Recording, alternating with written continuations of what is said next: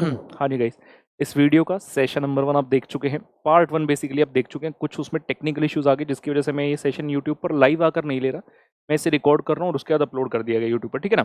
तो हम ये वाला प्रश्न कर रहे थे जी, रेशियो एनालिसिस हमारा सेशन नंबर 9 उड़ान सीरीज का चल रहा था। रेशियो में हम स्टॉक टर्नओवर रेशियो तो कर चुके थे, आगे बढ़ रहे थे लिक्विड रेशियो पर।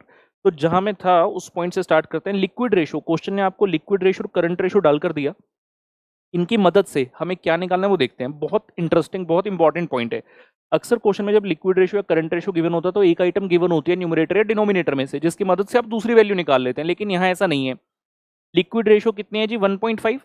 फॉर्मूला हो गया लिक्विड एसेट बटे करंट लायबिलिटी, लेकिन दोनों में से कुछ भी नहीं है। तो सिंपली अपन ने क्या किया, क्रॉस मल्टीप्लाई इसको कर डाला। क्रॉस मल्टीप्लाई किया तो यहां से वैल्यू क्या आ गई, liquid assets is equal to 1.5 current liability. Similarly current ratio का फॉर्मूला होता है जी करंट एसेट बटे करंट लायबिलिटी, और क्वेश्चन ने रेशियो इसका बनाकर दिया जी 2.5। क्वेश्चन में ना करंट एसेट है ना करंट लायबिलिटी, क्रॉस मल्टीप्लाई किया तो यहां से वैल्यू बन गई current asset is equal to 2.5 current liability. मेरे पास लिक्विड एसेट की वैल्यू आ गई, करंट एसेट की आ गई, और हम ये जानते हैं करंट एसेट में से लिक्विड एसेट माइनस कर दो तो स्टॉक आ जाता है। ये देखिए जी, stock is equal to current asset minus liquid asset. और थोड़ी देर पहले हमने स्टॉक यहाँ फाइंड आउट किया था 9,75,000 का। तो करंट एसेट की जगह लिख दिया 2.5 CL और लिक्विड एसेट की जगह लिख दिया 1.5 CL। तो यहाँ से CL यानी कि करंट लायबिलिटी की वैल्यू अपने पास आ जाती है, जो कि है 9,75,000।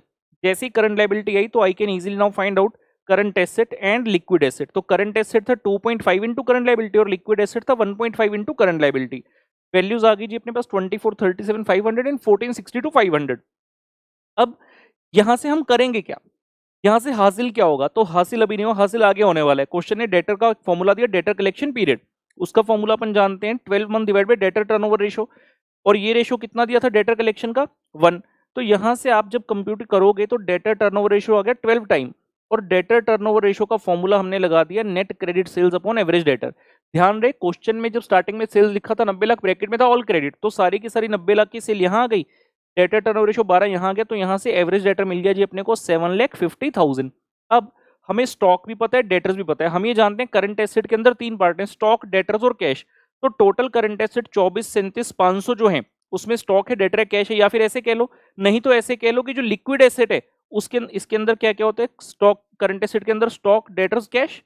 और लिक्विड एसेट के अंतर्गत क्या है, डेटर्स एंड कैश। तो किसी भी तरह से कर लो, अपने को कैश निकालना है। अगर मैं लिक्विड एसेट को लेता हूं, मैं कहूंगा 1462 500 में से अगर डेटर्स का अमाउंट माइनस कर दो तो अपने पास क्या आ गया जी, कैश आ गया। तो इस प्रकार से एक एक करते हुए सारे की सारे फिगर्स अपने पास निकल कर आते हैं और अपन बैलेंस शीट जो है बना सकते हैं। क्वेश्चन की पहली डिमांड यही थी बैलेंस शीट बना दो। शेयर कैपिटल हमने निकाल लिया था, रिजर्व एंड सरप्लस निकाला था, लॉन्ग टर्म डेट निकाला था और करंट लायबिलिटी निकाली। तो ये सारी चीजें आ गई आपकी लेफ्ट साइड पर। उसके पश्चात हम गए फिक्स्ड एसेट्स हमने निकाले थे 39 लाख, स्टॉक निकाला, डेटर निकाला, कैश निकाला, और ये बैलेंस शीट आपकी हो जाती है टैली। ठीक है ना, ये सारी चीज हमने निकाली थी। मुझे एक चीज के ऊपर डाउट आ रहा है, मैं वो एक बार चेक कर लेता हूँ बस। क्या हमने डेट की वैल्यू निकाली थी? जी हाँ, निकाली थी डेट की। तो ये हो गया क्वेश्चन का पहला भाग। क्वेश्चन का दूसरे भाग ने क्या बोला कि statement showing working capital requirement भी बता दो। वर्किंग कैपिटल रिक्वायरमेंट की स्टेटमेंट बनाने के लिए अपने को क्या चाहिए, current asset and current liability. तो यहाँ हेडिंग दिया जी करंट एसेट, करंट लायबिलिटी। और मैंने क्या कहा था, इसी बैलेंस शीट से आपको वैल्यूज मिल जाएंगी।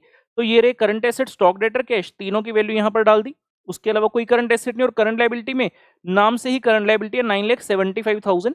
तो आपने टोटल ऑफ करंट एसेट में से total of current liability minus कर दिया, तो आपके पास वैल्यू आ गई जी वर्किंग कैपिटल। अमूमन क्वेश्चन यहाँ पर खत्म हो जाता, लेकिन क्वेश्चन ने आपको स्पेशल एक चीज करने के लिए बोली। मैं आपको लेकर चलता हूं प्रश्न की उस स्पेशल डिमांड पर। उसने कहा था कि भाई वर्किंग कैपिटल की स्टेटमेंट बना दो। देखिएगा बी पॉइंट में, if the company wants to make a provision for contingency at 15% of the working capital including such provision। 15% किसका provision banana, of the working capital including such provision. मतलब कहने का क्या हुआ, आपने जो यहाँ पर वर्किंग कैपिटल निकाल लिया, इसके बाद प्रोविजन फॉर कंटिजेंसी नामक चीज ऐड करना, और फिर आएगा टोटल वर्किंग कैपिटल। तो वो कहता है जो प्रोविजन है ना वो इसका 15% है, लेकिन मेरे पास ये फिगर तो है नहीं टोटल वाली, तो अपन इसको एक्स मान लेते हैं। देखिए सॉल्व करने का तरीका, हमने बोला let total working capital including provision. अच्छा नहीं लगा, ऐसे करते, let total working capital including provision is equal to x rupee. इसको हमने मान लिया जी टोटल वर्किंग कैपिटल प्रोविजन मिलाकर एक्स। तो आपका जो प्रोविजन है वो इसका कितना है, 15% ऑफ एक्स है, तो 0.15 एक्स आ गया प्रोविजन का अमाउंट।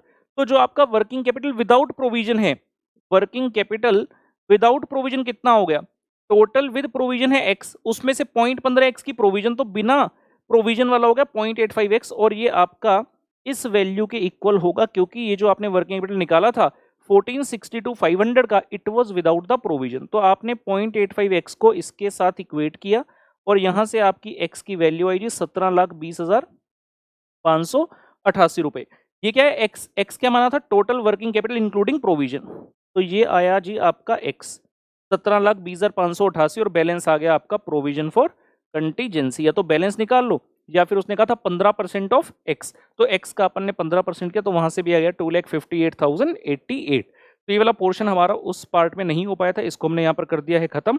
चलिए जी, ये सेशन का फॉर्मली हमारा अंत होता है। Bye bye.